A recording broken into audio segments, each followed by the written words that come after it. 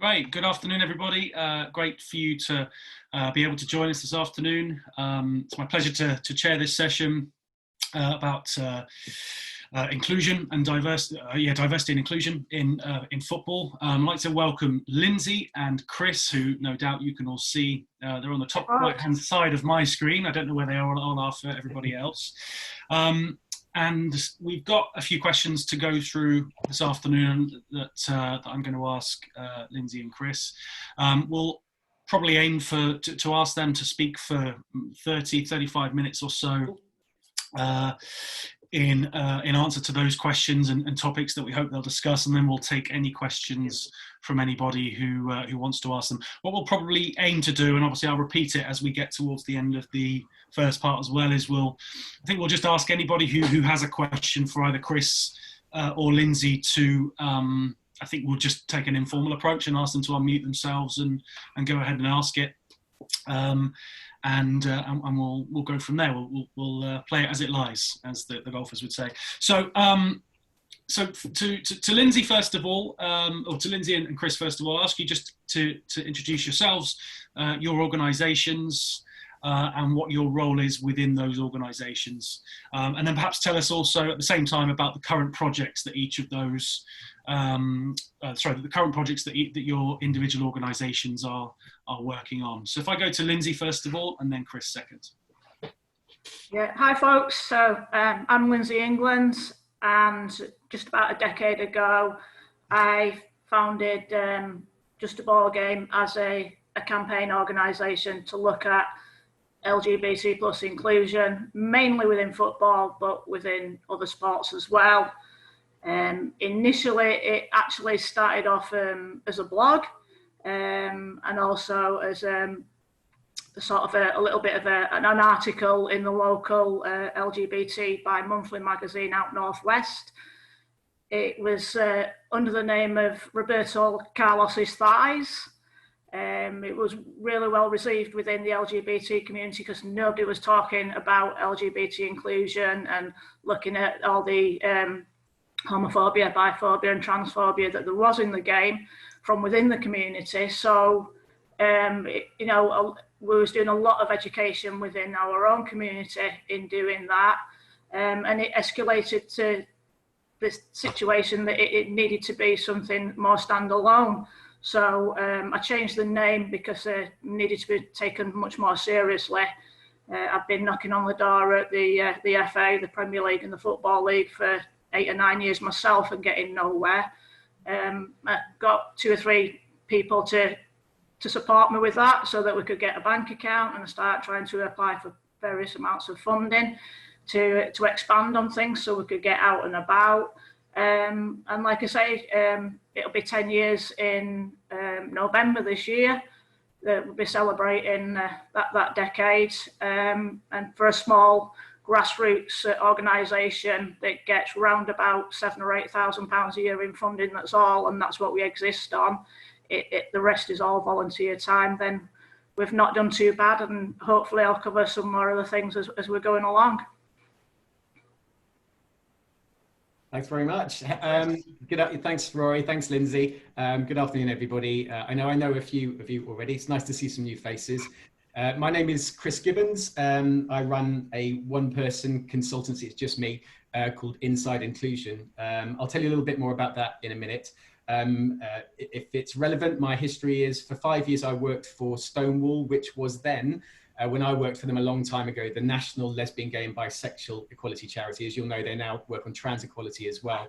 But when I worked for them, I led on their work to tackle homophobic bullying in primary and secondary schools.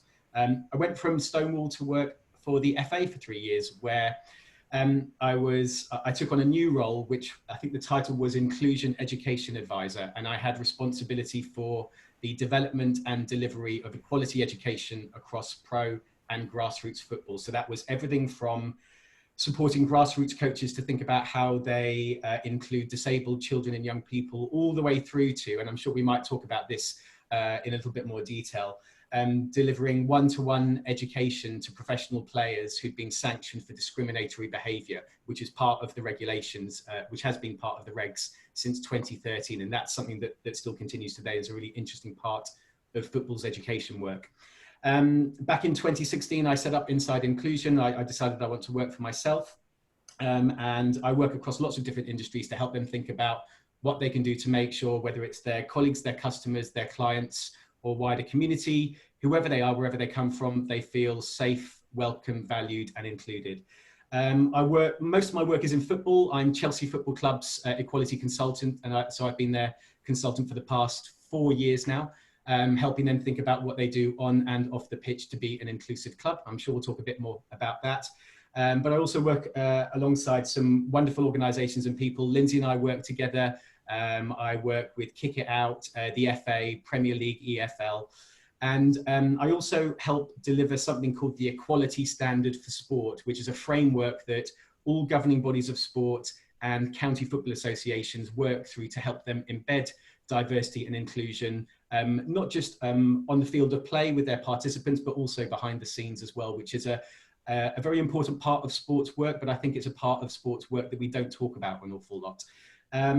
Outside of that, I do a bit of anti-bullying work in schools, particularly looking at homophobic, biphobic and transphobic bullying. Yeah, that's it for now. I'm sure we'll talk about the various bits and bobs that Lindsay and I do as we go through the session. Great, thank you very much. What I wanted to ask you both, obviously, thanks for the introduction in terms of yourselves and what you've done and what you've been working on. What I was going to ask is if you could tell us a little bit about some of the work you've done in the past in terms of anti-discrimination and anti-bullying. I know obviously you both touched upon that in your introductions, but if there's maybe some sort of specific initiatives or something like that you could tell us about, and how you kind of came to design those initiatives or implement them or whatever it might be. If I go to Chris first this time and then Lindsay second. Okay, thank you. So I was thinking about this before, and I guess a few of the programs that I've been particularly proud of working on. First of all, some of you will be aware that since 2018, Chelsea has been running a global campaign called Say No to Anti-Semitism. At the end of 2017, the club's owner, Roman Abramovich, being a Jewish man himself, but also recognizing that anti-Semitism is an issue not just in football, but globally, asked us to design and launch a campaign to look at anti-Semitism, not just within the game, but also globally, raise awareness of it, try and establish exactly what anti-Semitism is, and produce ways to try and tackle it, I suppose. What was really important about that campaign is that it was informed and advised by the Jewish community and experts on anti-Semitism. So we did a lot of preparatory work. We brought on a lot of different stakeholders to make sure that we had the expertise to run a campaign that would resonate with the Jewish community, that had a proper understanding of what anti-Semitism is.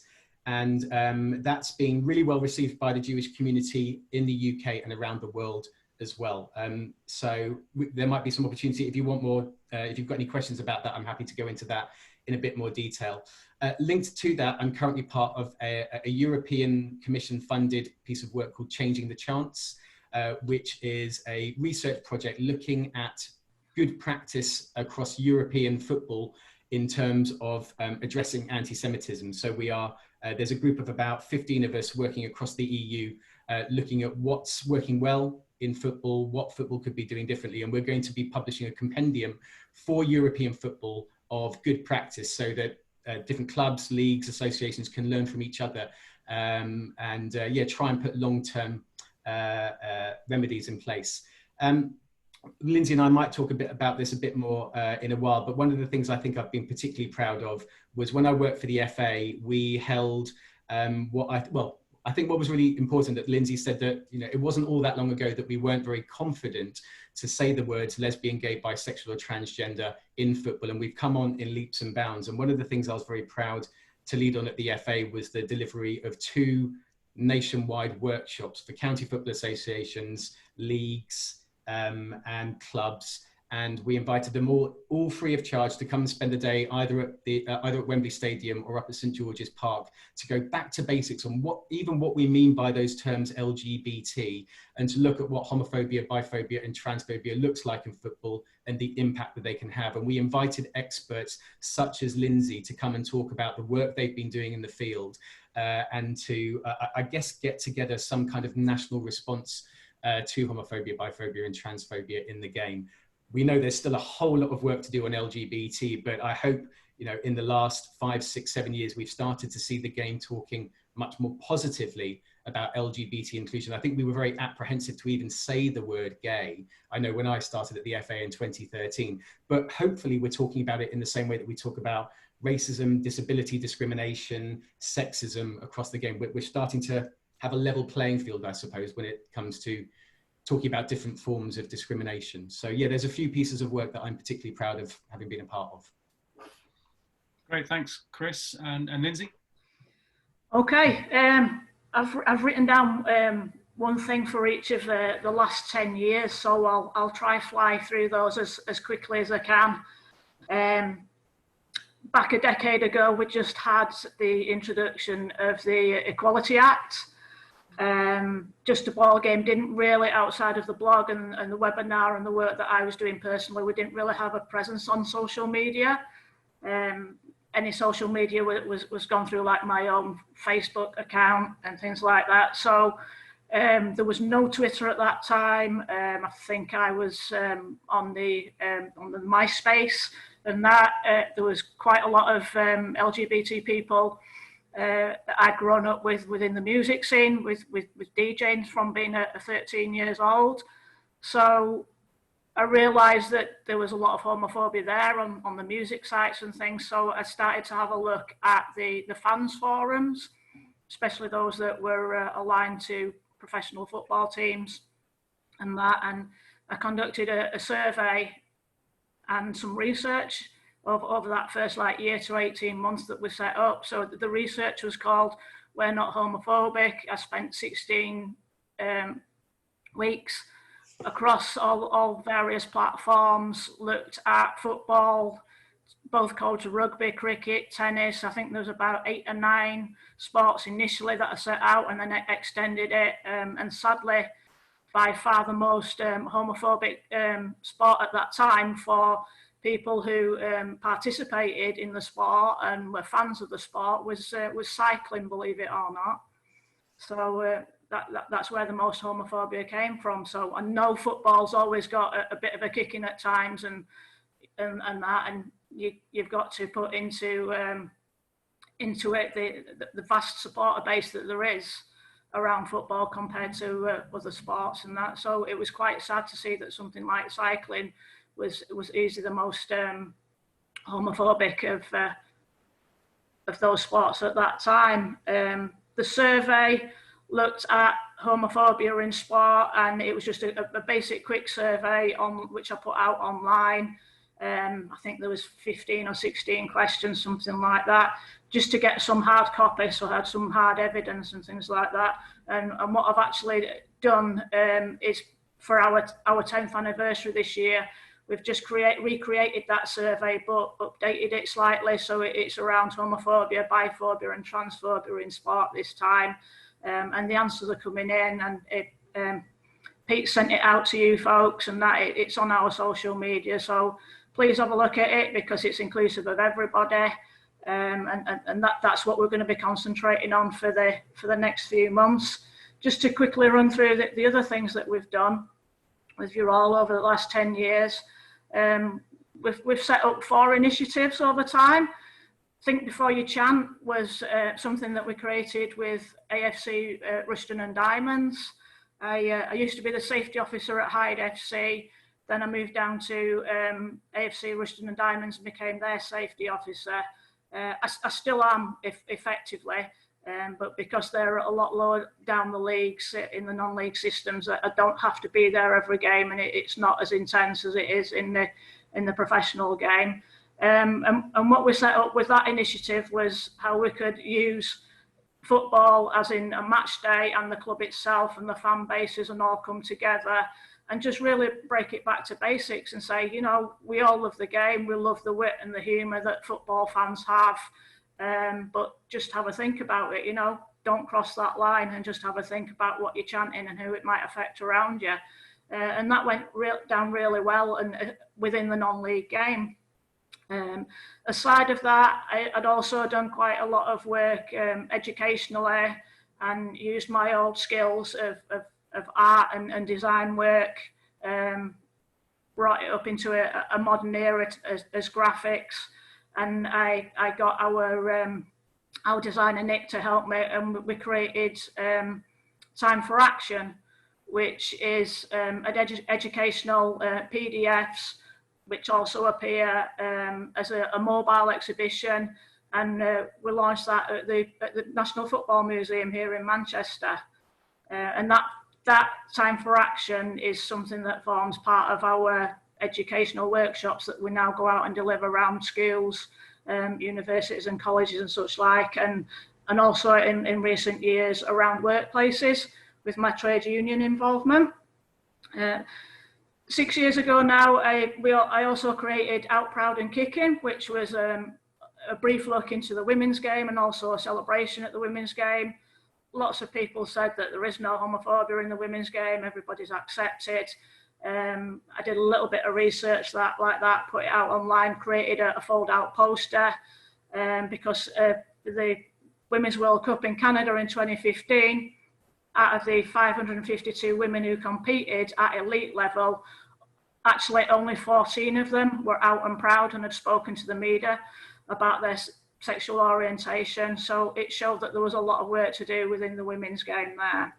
And then a couple of years ago, I created a fourth initiative called Stronger Together, which basically looks at all types of discrimination that there is within football and how it interacts with an LGBT plus community, and how lots of people have multiple identities. And also, once again, trying to bring in people from outside an LGBT plus community and focus on other people and bringing them on board again, and saying, look, we can't do this alone, you know, but if we're all working together, we'll all be much stronger. And we had a really good day at Wembley Stadium last year, thanks to Greg Clark, the FA chairman, who allowed for the first time ever for Just a Ball Game to have a profile, and we put on a seminar for the day. And you know, the feedback that we had from that was amazing. We had a couple of our patrons along. Adam McCabe came over from America. He's based in Atlanta, Georgia. And we had a good presence from Neville Southall, and people were really interested to hear Neville's views and why he supported the work that we're doing in an LGBT plus community as a whole. Backtracking a little bit again, the homophobia in sports charter, which the coalition government produced a few years ago, a lot of people are not aware that that actually came from Just a Ball Game. So we presented this idea to several LGBT organisations, and they didn't want to run with it, said it wouldn't work. I was lucky enough to be able to give a short presentation of it. Government Equalities office went for it. They put it out, but sadly they left us totally out of it. They had a bit of a launch and a powwow around Downing Street over it, but then it just all faltered because they got people to sign up to this charter who were high profile, but there was no substance behind it. And because they'd left us out of it, we weren't allowed to take it forward and that as well. So that it was a flop in one respect, but it wasn't a flop on our part. You know, we'd got the initiative out there, and we were just let down by those that could have really broadened things and opened that up. So with my trade union background, I turned back to the TUC again and a couple of trade unions, and we put out some sort of documentation just in time at the end of that year to counteract what had not happened with the sports charter. And we produced a toolkit. We updated it. Sadly, we never got it out globally for a couple of years because we had to get permission from the PFA and all the other trade unions just for their logos and things. And it's a massive work in progress, even when you do get trade unions on board to support the work that you're doing. So there's things there that other organisations can learn, that, you know, if they want to be LGBT plus inclusive, they've got to move things a little bit faster as well within their own organisations. For the last 14 years, I've been part of a collective of fan groups across Europe and beyond, and Just a Ball Game are affiliated to that fan group as well, and that's the QFF, which is the Queer Football Fan Groups, and that's still going strong. 4 or 5 times a year I'm out, mainly in Germany. Everything's been put on hold this year. We've not had our AGM and that, we've not had our workshops, but they learn from us and we learn from them, and it's great. And it's been a tremendous 14-year association to have other football fans and see what their different communities are doing. Aside from that, we also project manage the Bradford City LGBT fan group, and 2 years ago I set up the LGBT Lionesses to have a bit more of a presence around the major tournaments. We've got some great patrons on board, quite a broad church of patrons, and once a year we have an award to give out for people who have, over the last 12 months, done who we believe has been the most to promote LGBT plus inclusion. Chris has mentioned earlier that we've teamed up on 1 or 2 projects, and one of those was the documentation that we got out with a little bit of funding was given to kick it out from the Home Office to do something, and the paperwork that I'd been producing, we went back to that, updated it because it was due to be updated anyway, and we put out some documentation with my security background and help from that perspective, and the work that I do as a security officer and safety officer within football. We got the documentation out to all the stewards and on all the security personnel at professional football clubs, and actually kick it out. We're inundated in the first few weeks, and so was I, of people thanking us for doing that and saying how great that resource was. And Kick It Out said that they'd never had a response in their whole 25 years to what they've had. But sadly, the Home Office once again said, we've given you the money, you've had enough, whatever you've printed out has gone out, and that's it, and there's no need to expand on it. And even still to this day, this year, a couple of times, I've still had other football clubs come into me and saying, you know, have you got any more of the booklets? Have you got any more of the documentation? Can you come and do some more workshops? Because it's still relevant and we still need that input. But unfortunately, we can't get the funding to that. So, yeah, just basically everything's on hold at the moment, but we're tending to now move a little bit away from the football scene itself because we can't get the funding. And the last 2 years, I've been mainly going around schools, from years 5, 6 and 7 and above, and then colleges and universities, and now starting to get more active within my own trade union, the GMB, and getting out to workplaces. Brilliant. Thank you very much to you both for that. What's clear, obviously, from you both is that there's a considerable amount of work going on, both together and separately, in terms of tackling issues of discrimination. If I go to Chris, first of all, with this next question, what has been some of the biggest challenges and barriers that you've had to overcome in order to, to kind of set the wheels in motion, if you like, for tackling discrimination in sport? So go to Chris first and then Lindsay second. I think one of the biggest issues for football has just been the immense size of the game. If you think about the grassroots game, I think the latest FA stats found that 12.3 million people in England alone play football on a regular basis. So that's 12.3 million people coming from different cultures, communities, different identities. And obviously, when you've got 50 county football associations across the country, it's very, very hard to get that consistent message out to all of them about what's acceptable, what's unacceptable. Really importantly, how to report discrimination and what those processes are when you report discrimination, to make sure that everybody across the game has a consistent understanding of what's acceptable, what's unacceptable, and what the game is there to help you do.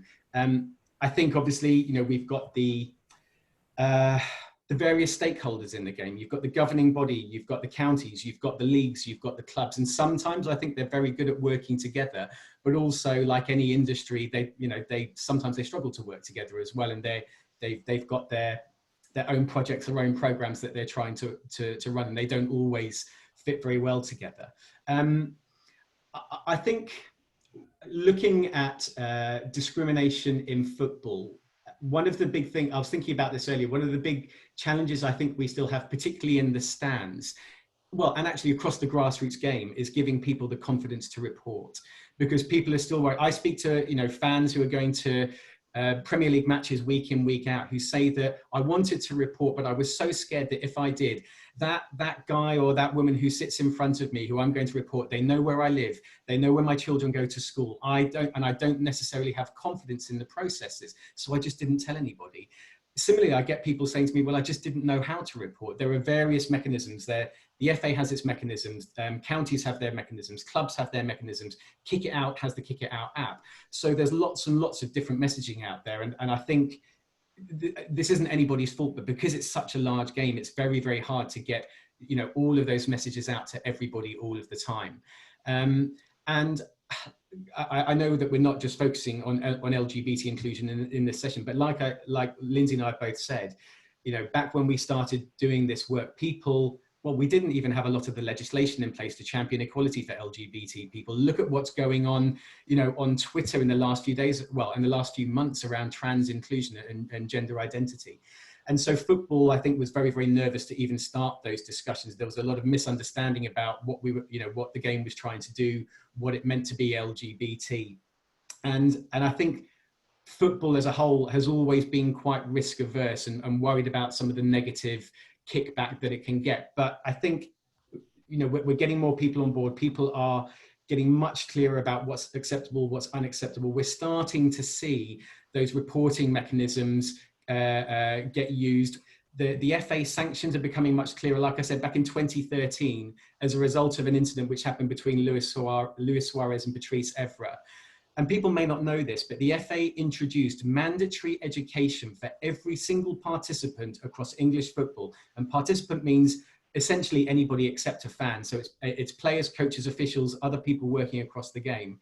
They would have to go on an education course. So in the grassroots game, that started out as group sessions. We referred to it as the speed awareness course. You would go to your county football association on a Saturday morning and you go on a 2-hour interactive course. But because so many people were getting sanctioned as people became more aware of the regulations, with some regret, we had to move that course online, partly so that we could get it out to people more quickly.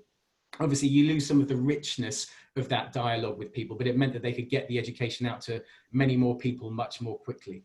And in the professional game, like I said, that education is delivered on a one-to-one basis. And it's really ongoing education across the game, whether it's the fans, players, people who work in the game, wider community. It's only when we when we're constantly getting proactive education out to try and stop discrimination happening in the first place, and also in response to it when it does happen, that the game is going to change. So yeah, I've rambled there a little bit, but we've faced huge challenges across the game. We continue to face those challenges because of the size of the game. But the more we keep on getting those messages out, the more we enforce the regulations, the more we apply education, then the better the game is definitely becoming. It's not perfect. It'll never be perfect, but it is getting better. Thanks, Chris. And Lindsay, over to you. Okay, so obviously it's been a small grassroots non-profit organisation.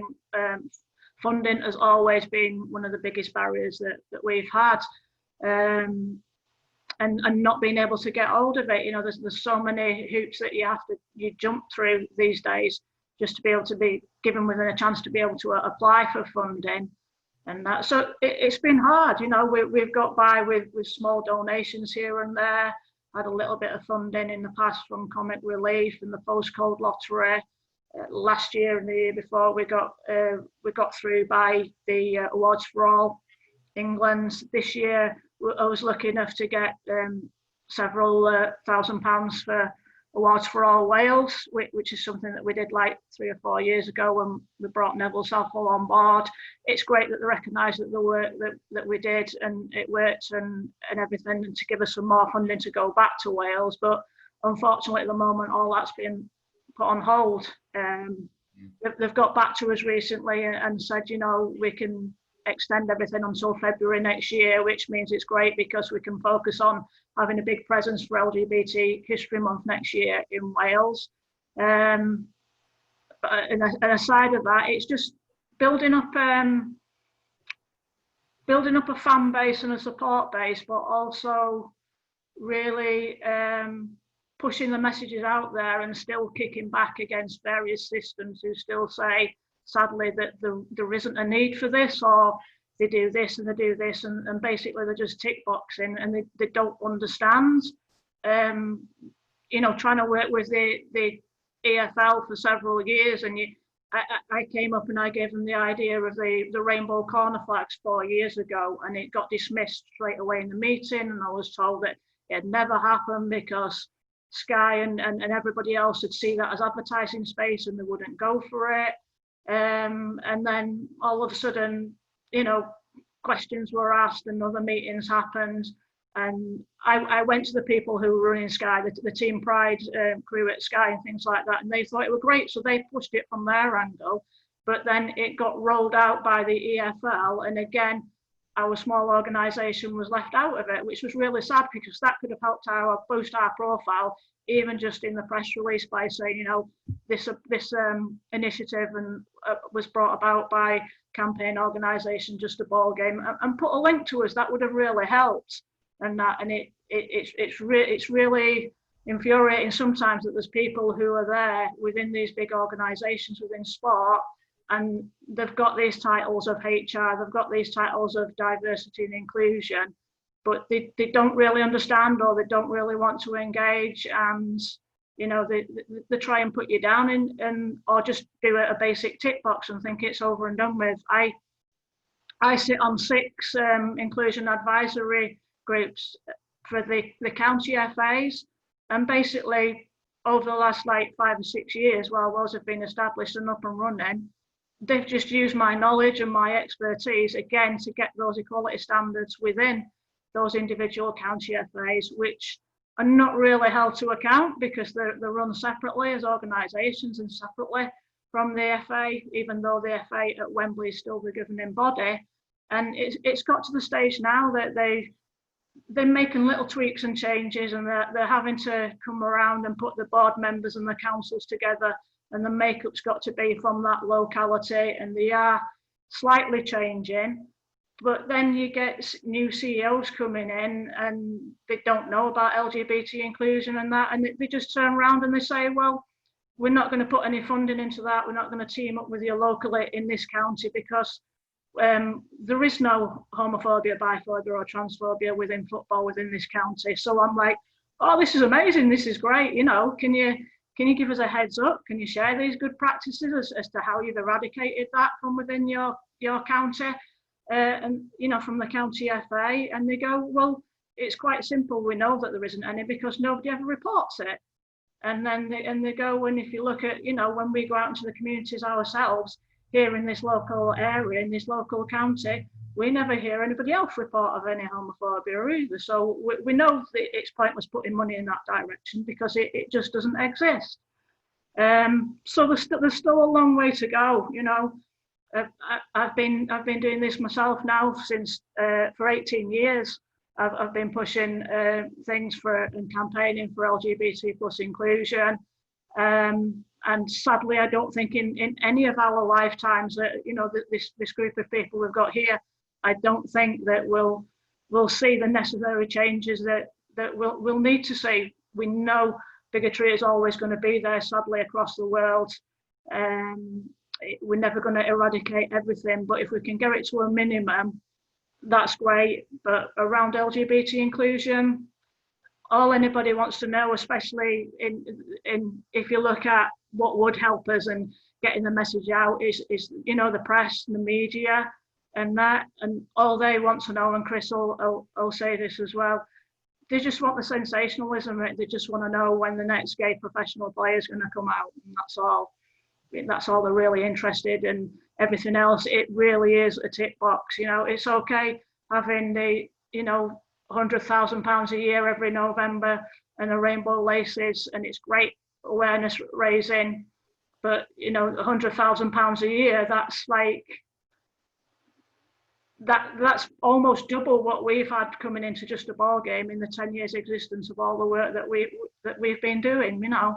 and it's just money going back to money then, because the FA and the Football League and the Premier League, they're all then paying back into Stonewall to go onto those educational courses for their staff. And it's like the turnover of staff means you're then having to re-educate people again. And it's just, as we see it from a grassroots perspective, it's just the money is out there, but it's money from a large company going to another large company and back and forth.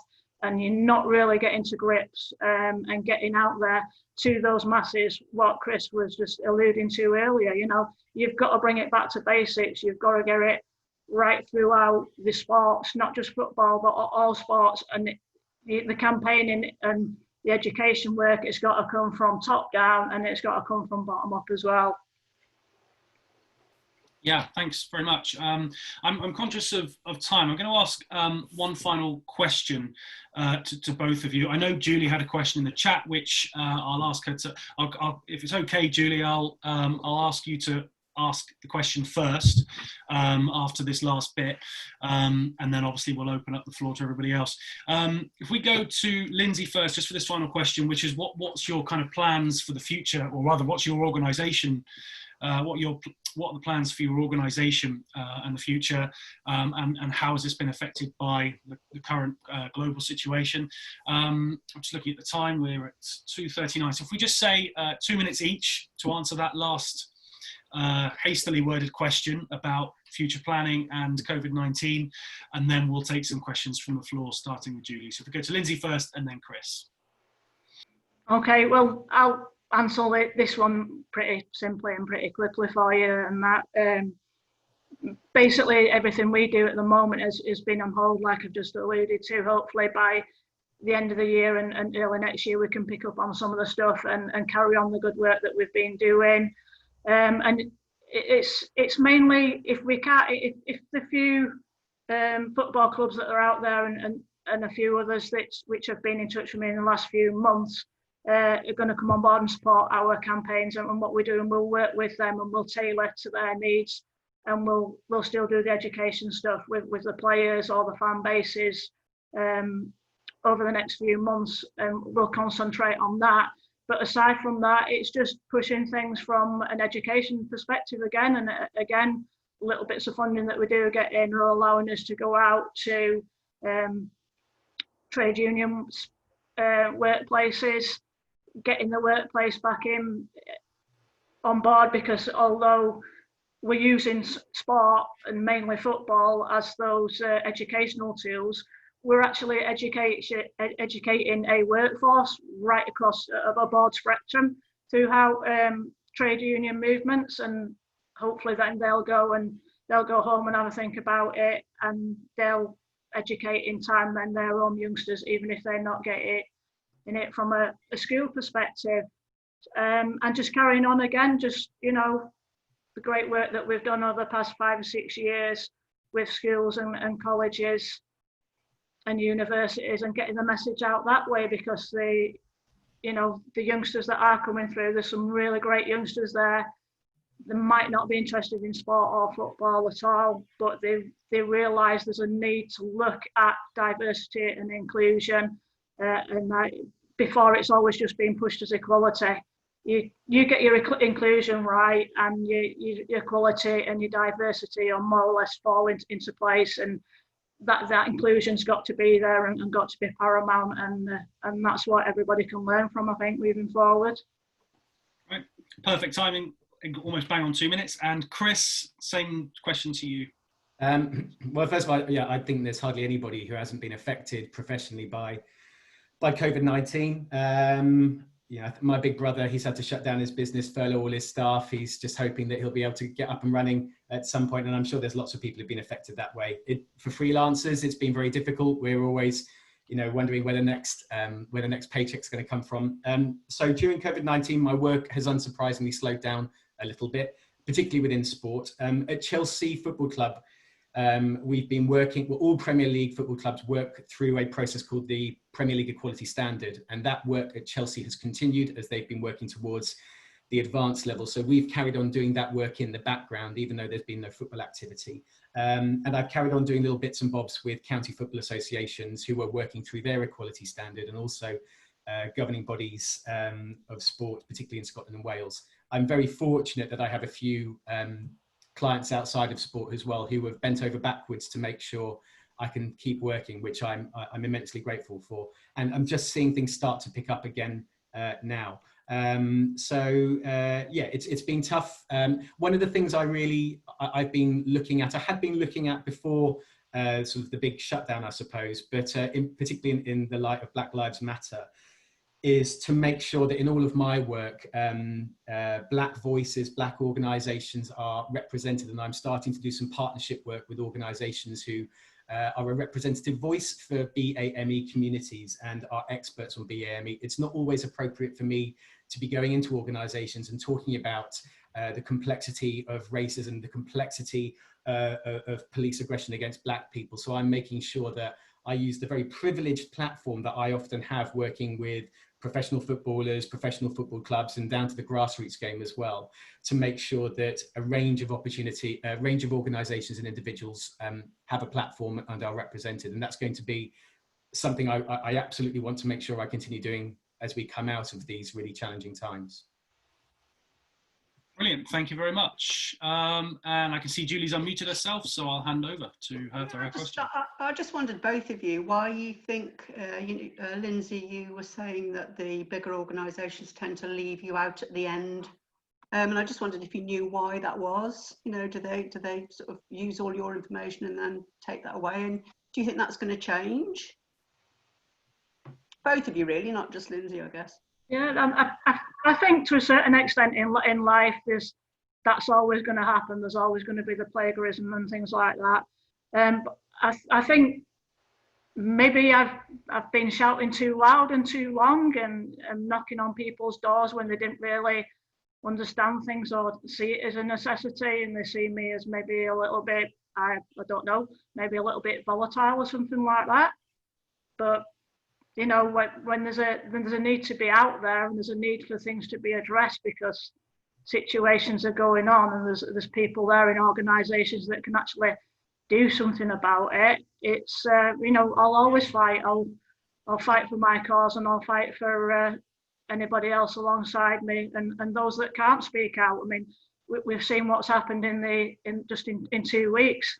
You know, Black people have been fighting all their lives and speaking out, but they've not been heard. So, you know, it's been great to see right across the world that people who are not Black really standing up and taking that forward and shouting and fighting and marching and protesting alongside them. You know, everybody's gathering together and saying, enough's enough.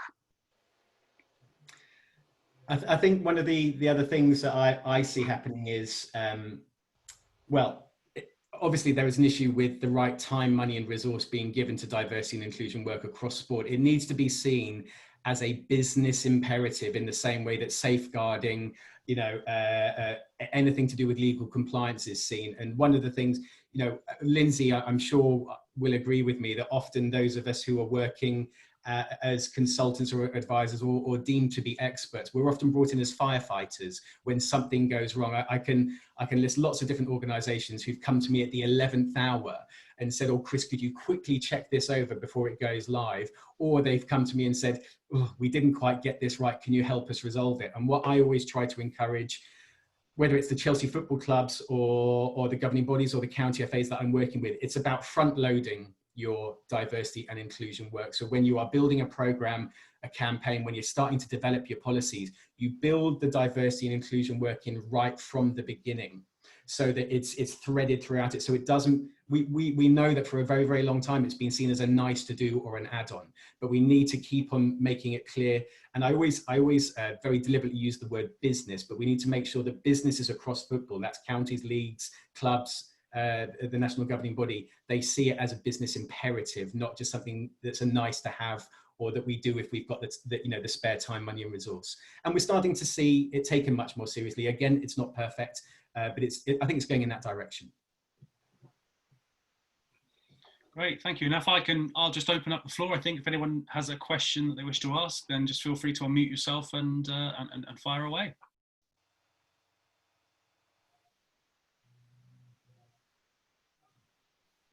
Hi, as no one else seems to jump in, I'll jump in. I sort of want to pick up on what Chris just said, because we're obviously living in quite a significant moment in terms of awareness around racism and hopefully anti-racism as well, and about embedding things within the structures at the start.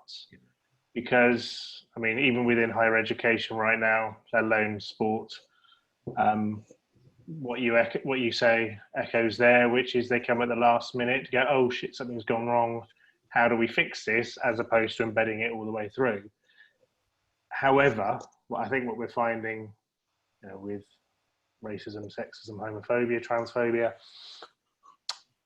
the structures don't get it, and the people in positions of power don't get it. So does it, I suppose what I think is, the question really is, how do we really tackle those structures? Because the only reason that some of this is being discussed now is because someone or several people have tragically died, and we don't want to have to go through the same process with other forms of marginalized identity. So how do we, and Lindsay sort of said about it, knocking on them doors, but sometimes they don't want to listen. How do we phrase it in a way that gets them to listen? Do you mind if I go first quickly, and then I'll hand over to Lindsay, who I know will have a lot to say on this. Well, Mark, obviously we know each other, and I know you've been very involved in sort of the governance side through inclusion advisory groups and county FAs. For me, one of the big issues is data, and there is a lack of data. Whether it's and I saw some really terrifying data about the lack of black people at the tops of governing bodies across England. I'm sure some of you might have seen that data yesterday. I could count them on one hand. But we need to know how representative and critically underrepresentative our sports are, so that we can start to put things in place to address that. I do a lot around governance, and I always talk about being able to be a critical friend and check and challenge what governing bodies, what clubs, leagues and county FAs are doing. But if we don't have the data, and if we don't have the research, and I know there's some formidable researchers on this call today as well, if we don't know what's going on in our game and what isn't going on in the game, then it's very hard for us to justify putting the time, money and resource in. So we've got to get good, reliable, consistent data to highlight what we're doing well, and more importantly, what we're not doing enough of, so that we then have the recourse to say, that's where we're going to put our time, money and resource. I'm giving a very simplistic answer to a highly complex question, Mark, but I hope that gives you an idea of where I feel we need to be focusing. Lindsay, sorry, over to you. Yeah, okay. Well, just to echo what Chris has been saying, actually, and that's one of the reasons why we decided to do a very, very similar, if not the same, survey again, just to have something hard copied just there to see what the difference was. Obviously, the Equalities Act had just come in when we started Just a Ball Game 10 years ago. There's been a decade of some great improvements and some great movement in some respects, but then not. And just that Equality Act alone, when that Equality Act alone came in 10 years ago, and although the numbers have come down now, a lot of people didn't realise that even after the Equality Act was established, there was 1,047 differences that still needed to be changed to be inclusive of LGBT people, even after that Equality Act came in. That meant that the Equality Act covered and looked after people, but still marginalised LGBT people, and there was still other things that were there set in stone, and rules and regulations and laws that still adversely affected LGBT people. Like I say, over the years, one by one, those have been ticked off, but there's still a lot to go at, and that's why we need, right from the very top. I mean, we've got to have a government that leads and wants to be LGBT plus inclusive and get those messages out, and not like we've just seen in the last few weeks, I'll wear a rainbow badge because it's Pride Month, and confuse it with everybody that's been supporting the NHS, and quite rightly so, with the rainbows over the last 3 months. And at the same time, then getting the messages out about Pride, and we're celebrating and we're right behind you. But then X amount of MPs persistently all year long who are coming on board on social media and getting themselves up to speed and connecting with a younger generation in that way. But then they're making those homophobic, biphobic and transphobic comments and giving other people the likes of what we've seen in the last few days, again, prominent people who have been out there in society, particularly in entertainment, and standing up. And whereas 2 years ago they said, oh, you know, I miskeyed something, I inadvertently liked something that was transphobic, and now they're just out there with a torrid amount of abuse and just not leaving alone the transphobia. And it's stirring up generations again, and it's stirring up other people because there's no explanation around it. And that, so, you know, there's a long way to go. There's still a need for pride. I get asked this often. Why do you still have prides? There's still a need for pride. But one of the things that I keep saying is, you know, today's LGBT celebrations, while there is still a need for them, they're there, but they're also tomorrow's LGBT history. And ultimately, that's the only way that we can learn. We've got time, I think, for one more question. So if anybody from the floor does have one, feel free to unmute and ask away. Connor. Yeah, hi. My question's particularly for Chris, kind of on your point on reporting incidents of discrimination, that sort of thing. Yeah. I conducted some research last year that looked at anti-racism policies in English football, and I got some survey responses. Just over 900 fans responded to my survey. Mm-hmm. And one of the questions was around the Kick It Out application in particular, and that sort of form of reporting incidents. And just over 20% of the fans who responded to my survey actually were aware of it in itself. Yeah. And some of the more qualitative comments that came back from it was around the idea that people weren't confident in the outcomes of reporting the incidents. I just kind of wanted your thoughts maybe on how we go about improving perhaps the way it's implemented, so the way that people actually, you know, are aware of the application and the way it works, and also some of the things around how it could be, you know, improved in the future, and maybe, you know, sort of the outcomes that occur from reporting incidents. Yeah. I don't work for Kick It Out, so obviously I can't comment on, you know, in detail on what's been going on around the app, but I think, yeah, they absolutely acknowledge that it hasn't necessarily had the take up that they would like. I think one of the problems that I mentioned before is that you have lots of different mechanisms. So clubs will very frequently try to encourage their fans to report directly to them, because understandably, they want to be in control of that data. They want to think about the responses that they put in place. But you have the app, clubs will have a text service, a phone line, and you can report by email or by post, that thing we sometimes use as well. So we've got lots and lots of different things in place. And very briefly, because I know that Lindsay will want to respond as well, I think, and I'm not dodging your question, I think there's a bigger issue of just how we communicate across the game, the things that we're doing to try and tackle discrimination. I'm still frustrated every day when I say to people, I'm very proud of, I always say I have the best job in the world. And when I tell people that I do anti-discrimination work in football, they always say, oh, good luck with that, mate. And it's really frustrating because there's so much good stuff going on, all this stuff we've been talking about today. And there's really critical mechanisms like the Kick It Out app. And I just don't think we're getting that message across. It's not constant enough, and it's not coming from all of the, as much as I hate the word, all the different stakeholders at all times. So until we get that message out in a consistent way, then people won't automatically think, I need to go and use that app. I know there was an issue as well with the, obviously when you're in a big stadium, the networks go down and you can't, nothing will go through, but people didn't know that you still put it into the app, and once you get network back, it will push it through. So there's issue, you know, there's detailed issues that they need to look at as well. So fingers crossed, you know, that they'll be able to get the app having a much better uptake. Yeah. I hope that helps. Yeah, do you think then kind of a more cohesive approach to one route of reporting or a few routes of reporting rather than all the various different ones that have been advertised. So they kind of push it down one route.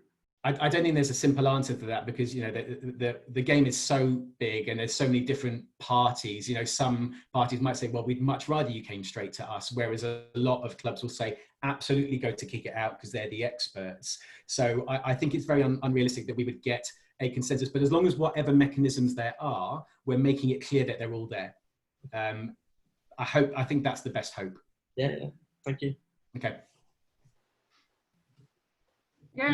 Yeah, just to finish off on what Chris was saying, like part of the reason why we collaborated on that documentation to get it out to clubs was to give them some, give the people who are there on a match day. It worked both ways. It empowered the stewards and security personnel because they had something factual with them, something they could reference, something that they could help people with.